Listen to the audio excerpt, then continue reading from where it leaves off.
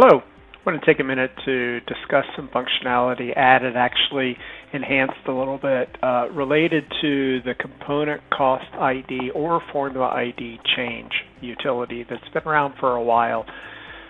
Customers brought up a challenge that they had incurred on an item that had no activity created against it, whether it be transactions or used in a formula or told how it's made, like the subcomponent section of the component screen. Basically, you've just set up the component, hit save, and now you want to change it. It's basically that scenario. Or the same thing with a formula. It hasn't been assigned any end items, anything like that.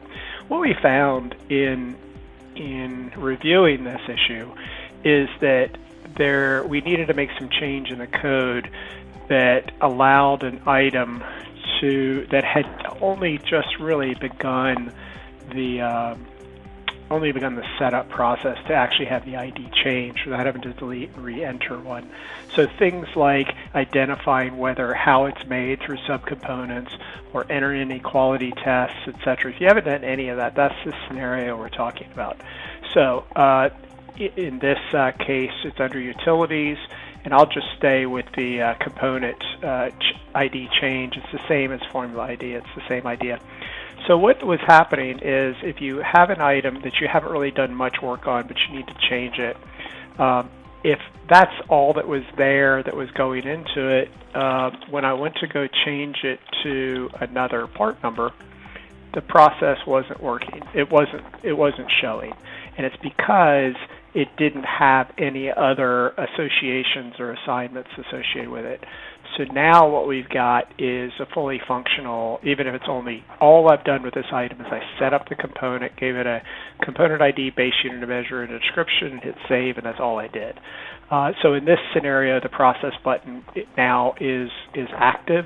Previously, it stayed grayed out because it was looking for more than it was seeing in the entities that is using this component ID. So in here, I just processed just like you would expect. It worked perfectly fine if you had a lot of other stuff set up, but it didn't if it was just that one, just set up the item in the description. So kind of a simple fix, but I wanted to bring it to your attention just so that everybody knows that that's been addressed, but also remind you that we have a component ID change as well as a formula ID change that you can use that is fully functional. We really appreciate the feedback coming from the field, people that are experiencing. If there's anything we can do similar to that, please let us know. We're happy to help out and make changes to our code where necessary. Thanks a lot and have a great day.